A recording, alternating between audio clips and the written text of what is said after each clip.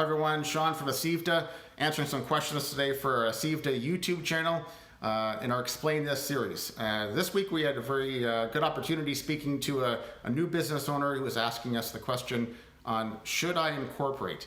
And that's a common one, you know, for those people that are looking at starting a business, whether it be a startup or taking over a practice.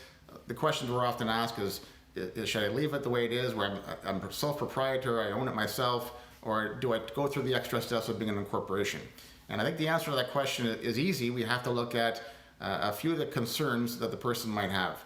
If the business has any future liabilities that might be concerning, where there could be some potential liability to the creditor asking for money, and they may not be able to pay those liabilities, then most certainly the incorporation will be of benefit, because of course it now separates the personal assets from the business assets, and now it's its own entity. So I believe it limits liability for the business and separates the business owner from their practice. If we don't take the extra steps of having an incorporation, then of course that means that they're commingled, and of course the personal assets can be attacked. There's lots of many concepts inside of the financial planning world which allow us to provide some added benefit to stop or slow down creditors going after assets, but this added step of actually having the incorporation is important.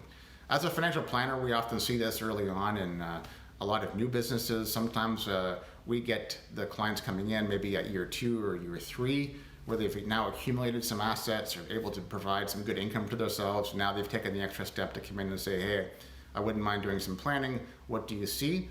And I think often the issue is not having proper structure and having vehicles owned personally, and now they want to have the business own them, and there's a variety of issues that can come up. So I believe it's very important for any growing business, if they believe they're going to have these issues that lie ahead, and they want to look at making sure they're compensating themselves properly and limiting their liabilities, that they look at the structure so that they can avoid further complication down the road, and of course further expense. And it's always much more affordable to go through the steps of incorporation and adding the proper structure early than it is later. If we catch this later, it can be a bit more onerous, and of course the bill can be a little bit larger. So I would encourage those business owners, and the new business owners particularly, to take that step now, to at least look at your current structure and see if that's exactly what you want. Please feel free to reach out. Love to help if we can, and of course we look forward to your questions.